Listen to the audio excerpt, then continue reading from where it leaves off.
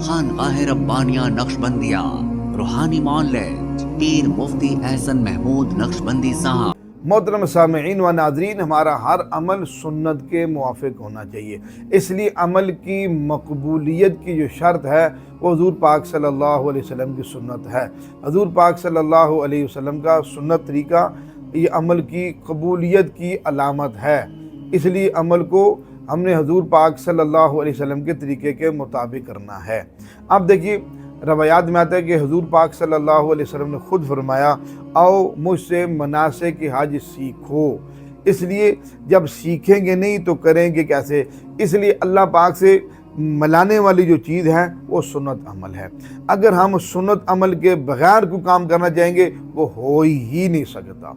तो इसलिए अब हज जैसी अजीम सआदत, उम्र जैसी अजीम सआदत हासिल करने के लिए मेरे आपके ज़िम्मे है कि पूरा उम्रे का तरीक़ाकार, और तरीका कौन सा? सुन्नत तरीका।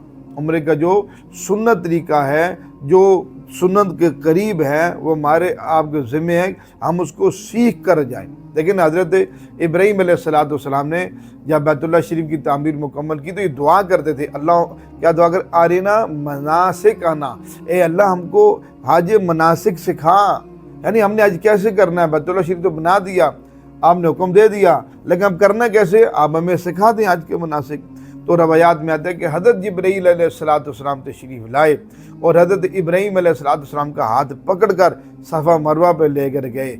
आपका हाथ पकड़कर मिना में, मुज़दलिफ़ा में ले गए, फिर अरफ़ात के मैदान में ले गए। फिर अरफ़ात में पहुंचकर हज़रत जिब्राईल अलैहिस्सलाम ने फरमाया हज़रत इब्राहीम अलैहिस्सलाम से कि आपने सारी चीज़ों को पहचान लिया, सारी चीज़ों को समझ लिया? उन्होंने फरमाया जी मैं बिल्कुल समझ गया हूँ, बिल्कुल पहचान गया हूँ। रवायात में तो 3 मरतबा जिब्रील अलैहिस्सलाम ने हज़रत इब्राहीम अलैहिस्सलाम से ये बात फरमाई।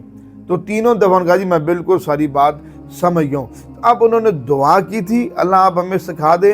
अल्लाह पाक ने उनकी दुआ की कबूलियत की अलामत को उनको अल्लाह पाक ने हज़रत जिब्रील अलैहिस्सलाम के ज़रिए से सिखा दिया और फिर उसके बाद उन्होंने अमल किया। तो इसलिए याद रखिए कि अगर हम हज को या उम्रे को सीखे बगैर करेंगे तो उल्टा ये चीज़ हमारे लिए वबाल का और पकड़ का और नुकसान का ज़रिया बन जाती है। जगह जगह हमारे ऊपर दम आएंगे, जगह जगह हमारे ऊपर दम आएंगे। इसलिए जो लोग सीखते नहीं हैं और वहाँ जाके लोगों को देखते हैं, जो जिनको देखते हैं वो भी आगे ऐसे ही होती हैं, तो वो फिर देखा देखी क्या होता है, बड़ा नुकसान हो जाता है और फ़ायदे के बजाय नुकसान हासिल करके आ जाते हैं।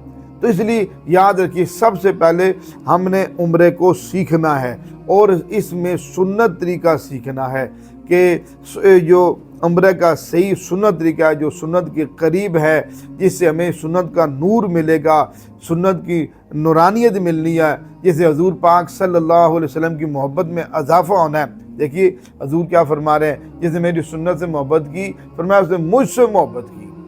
आपकी सुन्नत से मोहब्बत करना हजूर पाक सल्लल्लाहु अलैहि वसल्लम की ज़ात के साथ मोहब्बत करना है, और जो हजूर की ज़ात के साथ मोहब्बत करता है हजूर ने फरमाया जन्नत में मेरे साथ होगा। देखो लो जी, इसकी बरकत से अल्लाह पाक हमें कितना फ़ायदा नसीब फरमा रहे हैं, हमें कितना अल्लाह पाक की ज़ात का कुर्ब नसीब हो रहा है। इसलिए अल्लाह पाक की ज़ात से जो मिलाने वाली चीज़ है वो हजूर की सुन्नत है।